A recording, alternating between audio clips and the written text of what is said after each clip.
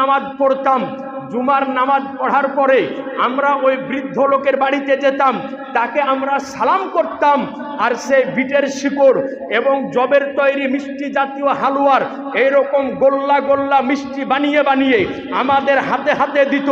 এই জন্যে ওটা খাওয়ার পরে আমরা আনন্দিত হতাম। এই জন্যে জুমার দিন আসলে আমরা খুব খুশি হতাম, খুব আনন্দিত হতাম। তাহলে বোঝা গেল যে যেই দিন আনন্দিত হওয়া যায়, যেই দিন খুশি হওয়া যায়, যেই দিন আনন্দিত লাভ হওয়া যায়, ওই দিন আজকে মিঠাই বিতরণ করে নিজে খাওয়া, অপরকে খাওয়ানো, এটা বেদাত নয়, নাজাইজ নয়, হারাম নয়, শিরিক নয়, বরং এটা হচ্ছে স্বয়ং আমার নবী মুস্তাফার সাহাবায়ে কেরামদের সুন্নাত। এ আজিজানে মহতারাম, তাহলে বুঝতে পারলেন? তাহলে বলেন মুসলমান জুমার দিন আসলে তারা আনন্দ হতো এই কারণে যে মিঠাই পেত। তাহলে বলেন মুসলমান জুমার দিনকে আনন্দের দিন বলে মিঠাই বিতরণ করা জায়েজ যদি হয়, মিঠাই খাওয়া যদি জায়েজ হয়, কিন্তু যেই দিন আমার শাহানশাহে জিবাকার, মাদিনাকে তাজদার, আহমদে মুখতার, নবীকে সর্দার, দোনো জাহানের মালিক ও মুখতার আমার রাসূলুল্লাহর আবির্ভাব ঘটেছে, বলেন মুসলমান ওই দিন মিঠাই বিতরণ করা জায়েজ হবে না? হবে না? এই জোরে বলেন না। এ আজিজানে মুহতারাম, তাহলে বুঝতে পারলেন যে ওই দিন আনন্দিত হওয়া এবং মিঠাই বিতরণ করা এটা স্বয়ং হচ্ছে সাহাবায়ে কেরামদের সুন্নাত। আর নবী আমার বলেন তোমরা আমার সুন্নাতকেও ফলো করো এবং আমার সাহাবীদের সুন্নাতকেও তোমরা ফলো করো। বা 22শে এপ্রিল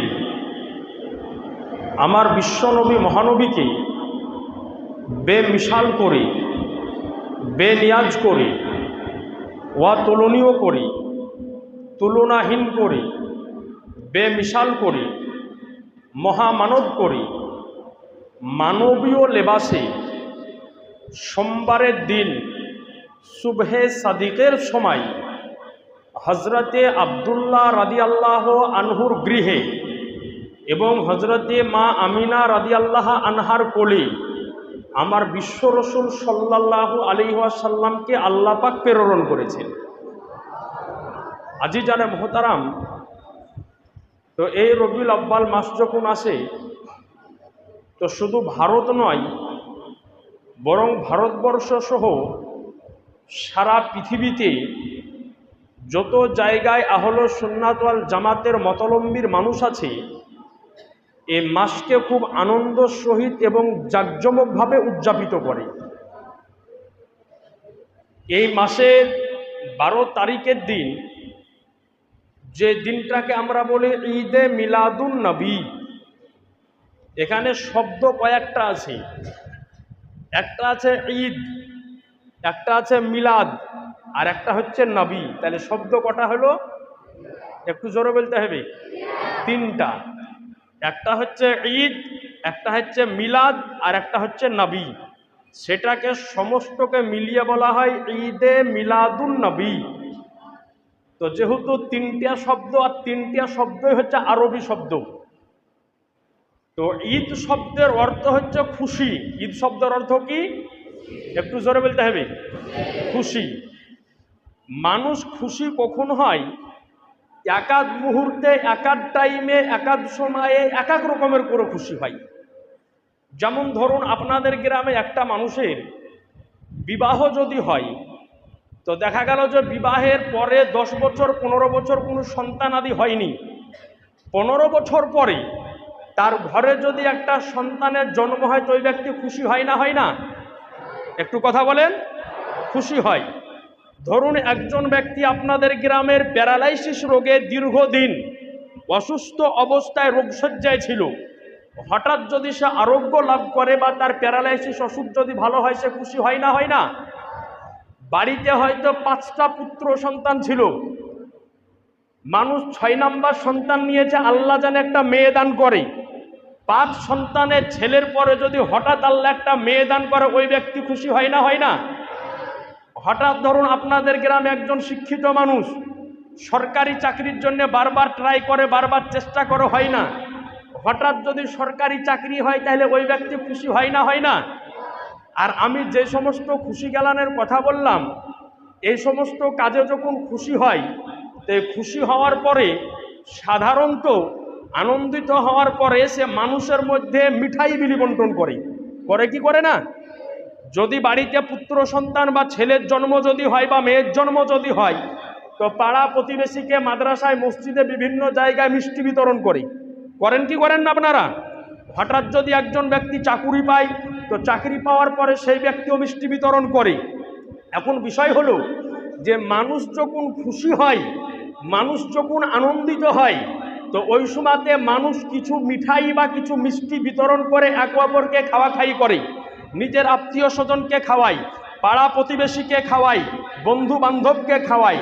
তো এখন প্রশ্ন হলো যে আনন্দের সময়তে, খুশির সময়তে কোনো কিছু বন্টন, মিঠাই বেটে খাওয়া জায়েজ আছে না নাই?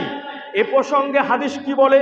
উঠান বুখারী শরীফ প্রথম খণ্ড কিতাবুল জুমা পৃষ্ঠা নাম্বার 128, এবং এই হাদিসটি এসেছে বুখারী শরীফ দ্বিতীয় খণ্ড পৃষ্ঠা নাম্বার 923। বিশ্ববিখ্যাত সাহাবী হযরতে সাহাল ইবনে সাদ রাদিয়াল্লাহু আনহু বর্ণনা করেন, কুন্না নাফরাহু বিয়াউমিল জুমাতে, যে যখন জুমার দিন আসতো তো আমরা সকলে আনন্দিত হতাম। এই জোরে সুবহানাল্লাহ বলতে হবে। বলে জুমার দিন যখন আসতো তখন আমরা সকলে আনন্দিত হতাম। তো ওইখানে একজন সাহাবী রাসূল ছিল, যার নাম ছিল হযরতে আব্দুল্লাহ ইবনে মুসলিমা রাদিয়াল্লাহু আনহু। তো তিনি বললেন যে কেন খুশি হতে? তো বলে এই কারণে আনন্দিত হতাম যে জুমার দিন যখন আসতো তো আমাদের গোত্রের মধ্যে একজন বৃদ্ধ ব্যক্তি ছিল, তো এই ব্যক্তি আমাদের মধ্যে একজন কাউকে বুদুআ নামক একটা স্থানে পাঠাতো। হাদিসের ব্যাখ্যায় এসেছে বুদুআ কাকে বলা হয়? মদিনা শরীফে একটা খেজুরের বাগানের নাম, তার নাম হচ্ছে বুদুআ। নবীর জামানা থেকে এখন পর্যন্ত মক্কা মদিনায় যতগুলি খেজুরের বাগান আছে, প্রত্যেকটা খেজুরের বাগানের একটা একটা করে নাম নির্ধারিত আছে।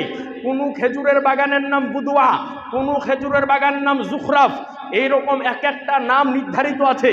তো হযরতে সাহাল ইবনে সাদ হাদিস বর্ণনা করেন যে ওই সময়তে ওই বৃদ্ধ ব্যক্তি বুদুআ নামক খেজুরের বাগানের দিকে একজন ব্যক্তিকে পাঠাতো। তো ওই ব্যক্তি খেজুরের বাগানে যেত এবং বিট বুঝেন তো, এই বিটের কিছু শেকড়কে কেটে নিয়ে আসতো। কেটে নিয়ে আসার পরে ওগুলাকে বৃদ্ধ ব্যক্তি ভালো করে পিসাই করত।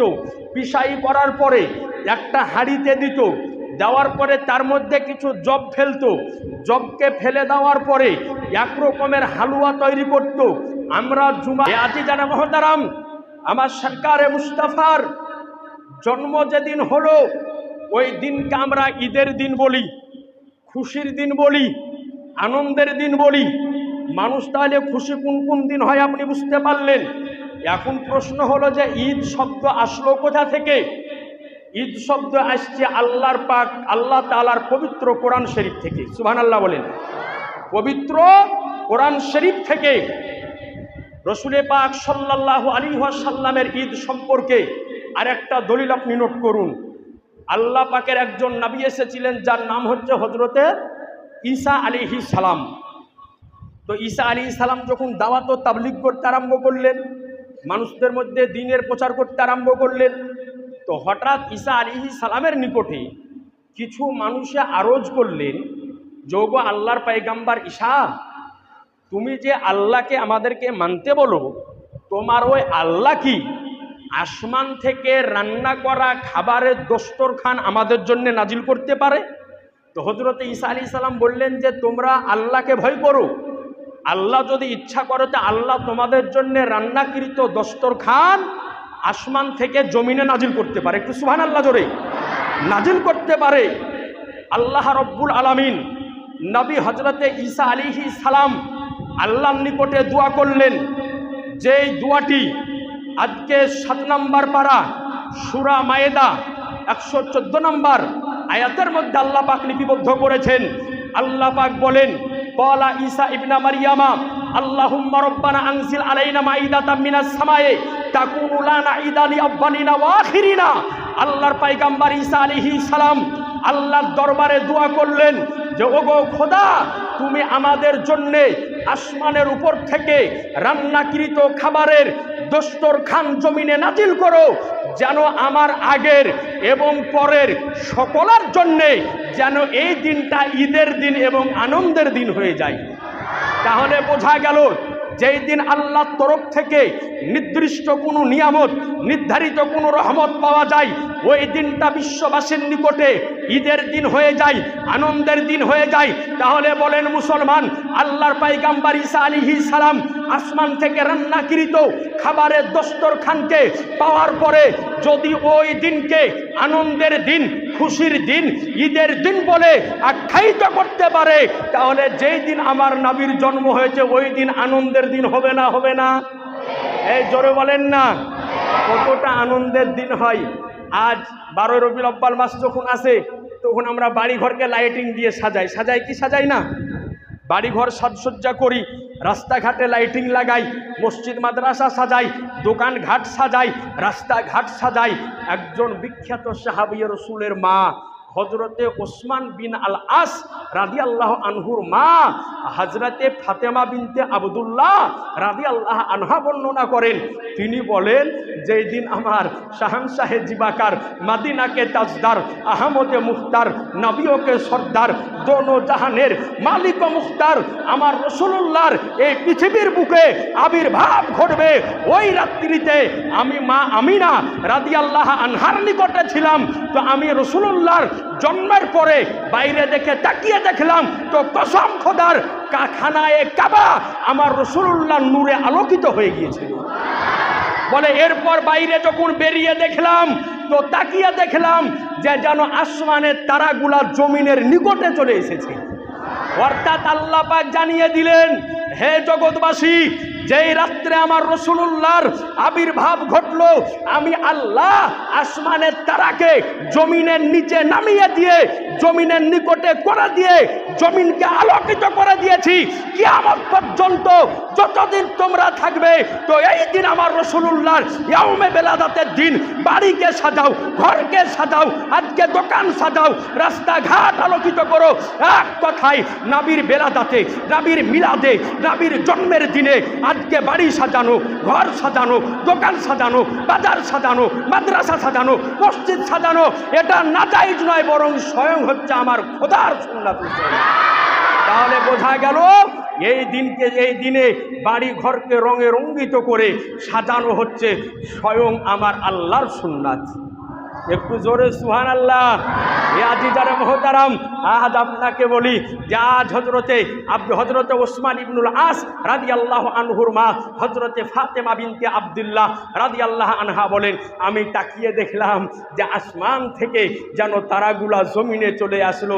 আর যেমনই এই ঘটনার নজর আমার আলা হযরত আজিমুল বারকাত মুজাদ্দিদুদ দ্বীন ও মিল্লাত দরিয়ায়ে ইলম ও হিকমত 14দশ শতাব্দীর ইমাম ও ইশক ও মুহাব্বত ইমাম আহমদ রাজা খান ফাজলে বেরলভী রাদিয়াল্লাহু আনহুর নজর পড়ল। আমার আলা হযরত কলম উঠিয়ে বিশ্ববাসীকে জানিয়ে দিলেন, সুবহ তৈবা মে হুই বটতা হে বড়া নূর কা, সদকা লেনে নূর আয়া হে তারা নূর কা, তেরে নসলে পাক মে হে বচ্চা বচ্চা নূর কা, তু হে আইনে নূর তেরা সব ঘরানা নূর কা।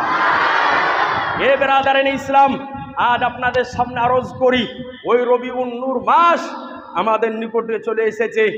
আপনাদের নিকটে আরজ করব, বাড়ি ঘরকে সুসজ্জিত করুন, মসজিদ মাদ্রাসাকে সুসজ্জিত করুন। এবং যেই দিন 12 তারিখে আমার সরকারে মুস্তাফার ইয়াউমে বেলাদাত হজরতে আব্দুল মুতাল্লিব রাদিয়াল্লাহু আনহু বলেন যে যেই দিন রাত্রে আমার রাসূলুল্লাহর আজকে সুবহে সাদিকের সময় আবির্ভাব পৃথিবীর বুকে ঘটবে, আমি ওই সময়তে খানায়ে কাবাকে জিয়ারত করতেছিলাম, আমি সেজদায় পড়েছিলাম। বলে যেই সময়তে আমার আনিসে বেকাসা সাজ্জিদে কাউনো মাকা বেচারুকে চারা বেশাহারুকে সাহারা ইয়াতুল জবালি হাম গরিবকে হামি, আমার রহমাতুল আলামিন পয়গম্বরের আজকে বেলাদাত যখন হলো, আবির্ভাব যখন হলো, তো আমি তাকিয়ে দেখলাম যে সঙ্গে সঙ্গে কাবা সাজদায় ঝুঁকে গিয়েছে। বলে কাবা সেজদায় ঝুঁকে গিয়েছে। বলে আমি তাড়াহুড়া করে গেলাম যে একবার আমার রসুলুল্লাহর দর্শন করব, আমার পোতার দর্শন করব, আমার নওয়াসার দর্শন করব।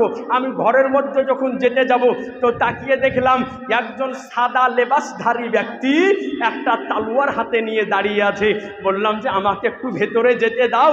বলে ও আব্দুল মুতাল্লিব, এখন তোমার ভেতরে যাওয়া হবে না, কারণ এখন রসুলুল্লাহকে সমস্ত সাহাবায়ে কেরামগণ, আজকে রসুলুল্লাহকে সমস্ত ফারিস্তাগণ আজকে ঘেরার পরে সালাত ও সালাম করতেছেন। একটু জোরে সুবহানাল্লাহ বলেন। হে আজিজানে মোহতারাম, এরপরে আব্দুল মুতাল্লিব রাদিয়াল্লাহু আনহু বলেন, এরপরে কিছুক্ষণ পরে আমি ঘরে গেলাম। যাওয়ার পরে আমার রসুলুল্লাহকে কোলে নিয়ে যখন খানায়ে কাবার দিকে দৌড়াতেছি, তো আমি কিছু দূর যাওয়ার পরে দেখতেছি যে আমি খানায়ে কাবার দিকে নয়, বরং খানায়ে কাবা আমার দিকে আসতেছে। একটু আওয়াজ দিয়ে সুবহানাল্লাহ বলে, খানায়ে কাবা আমার দিকে আসতেছে। আজ আপনাদের নিকটে আরজ করি, আমার রসুলুল্লাহর বেলাদাত যখন হয়েছিল তা আসমান ও জমিন, পাহাড় পর্বত সমস্ত কিছু আনন্দে দিশেহারা হয়ে গিয়েছিল।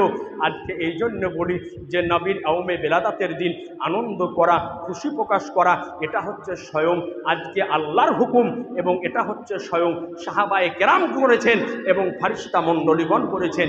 সুতরাং আহলে সুন্নাত ওয়াল জামাতের মানুষ আমরা, আমাদের আকীদা, আমাদের বিশ্বাস হলো এটাই যে এই দিন রসুল পাক সাল্লাল্লাহু আলাইহি ওয়াসাল্লামের বেলাদাত হয়েছেন এবং এই দিনে আমার রসুলুল্লাহর ইন্তেকালও হয়েছে।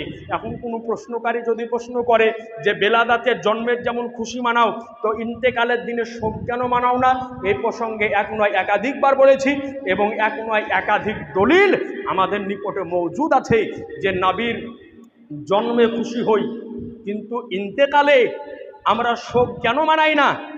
এক নয় দুই নয়, শত শত দলিল আমাদের নিকটে মজুদ রয়েছে। যে আজিজানে মোহতারাম, আজকে শোক প্রথম নাম্বার কথা হচ্ছে যে একজন মুসলমান ইন্তেকাল করার পরে তার জন্য শরীয়তের বিধানে 3 দিনের বেশি শোক মানানো জায়েজ নাই। এটা হচ্ছে প্রথম দলিল। শুধুমাত্র যেই মহিলা স্বামী ইন্তেকাল করবে ওই মহিলা শুধু 4 মাস 10 দিন শোক মানাবে। আর দ্বিতীয় দলিল হলো যে নবীর ইন্তেকালে আজকে শোক ওই ব্যক্তি মানাবে যার নবী মারা গিয়েছে। আমাদের নবী তো জীবিত রয়েছেন। আমাদের নবী জিন্দা নবী না মরা নবী? এই জোরে বলেন না। আমাদের নবী জিন্দা নবী, আমাদের নবী হায়াতুন নবী, আমাদের নবী জীবিত নবী। এই জন্যে নবীর আজকে আমরা নবীর ইন্তেকালে বেশালে শোক আমরা মানাই না। হ্যাঁ, তবে নবীর ইন্তেকাল হয়েছে। কতটুকু ইন্তেকাল হয়েছে? এক আন্তের জন্যে। এক আন কতটুকুকে বলা হয়? একটা কথা বলে দ্বিতীয় কথা বলতে যতটুকু সময় লাগে এতটুকু সময়ের জন্যে নবীর নিকটে মউত এসেছিল। যেমন আপনাকে বলি, যখন আসমানে দেখেন দিনের বেলায় আকাশে মেঘ যদি থাকে তো মাঝে মাঝে দেখা যায় সূর্যের সম্মুখে মেঘ চলে আসে, আবার হাওয়াতে মেঘকে হটিয়ে যখন দেওয়া হয় তো আবার সূর্যের রশ্মি আবার দুনিয়াতে পড়তে আরম্ভ করে দেয়। ওই রকম নবীর নিকটে মউত এসেছিল এতটুকুই যে আল্লাহ পাক বলেছেন প্রত্যেকটা জীবকে মৃত্যুর স্বাদ চাকতে হবে। শুধু এই ওয়াদা পূরণের জন্যে আমার নবীর নিকটে মউত এসেছিল। তবে ওইটুকু সময়ের জন্যে এক আন্তের জন্যে তারপরে নবী আমার নিজ কবরে সশরীরে নবী আমার জীবিত রয়েছেন। নবী আমার জীবিত রয়েছেন। আমাদের নবী জিন্দা নবী, আমাদের নবী হায়াতুন নবী। এর জন্যে নবীর ইয়াউমে বেলাদাত আমরা মানাই, কিন্তু নবীর বেশাল আমরা মানাই না, আর ইনশাল্লাহ মানাবও না। আজকে আপনাদের নিকটে আরজ করব, তো সামনে চলে আসছে আমাদের সেই দিন। আগামী বৃহস্পতিবার হলো জুলুসের দিন। বুধবার রাত্রিতে আপনাদের গ্রামে একটা ছোটোখাটো প্রোগ্রাম প্রতি বছরই হয়, ইনশাল্লাহ এবছরও হবে। বাইরে থেকে একজন একটা লোকাল বক্তাকেও দাওয়াত করা হয়েছে, মাওলানা আব্দুল হালিম জামালি, তিনিও আসবেন মুর্শিদাবাদ থেকে। তো আপনাদের নিকটে আরজ বুধবারের দিন রাত্রিবেলাতে এখানে প্রোগ্রাম হবে, আপনারা সকলে আসবেন। এবং বৃহস্পতিবারের দিন সকালবেলায় জুলুস বের হবে। আপনাদের নিকটে আরজ করব ওই দিন সমস্ত কাজ কাম বন্ধ করে দিয়ে আমার নবীর জুলুসে হাঁটতে হবে। বলেন ইনশাল্লাহ। সকলেই সারা জীবন কাজ করতেছেন, বলেন একটা দিন কাজ না করলে কোনো অসুবিধা আছে? জি না। যেমন ঈদের দিন আসে, বকরা ঈদের দিন আসে, ঈদের দিন আসে, ঈদুল ফিতরের দিন আসে, যেমন কাজকাম বন্ধ করে দেন, তো সবচাইতে বড় ঈদ হচ্ছে ঈদে মিলাদুন্নবী। এই দিনে সকলেই নিজ নিজ কাজকর্ম বন্ধ করে দিয়ে সকাল সকাল গোসল করে উত্তম পোশাক পরিধান করে আতর খুশবু লাগিয়ে আমার নবীর জুলুসে বের হব। সকলে বলেন ইনশাআল্লাহ। দুই হাত তুলে বলেন ইনশাআল্লাহ।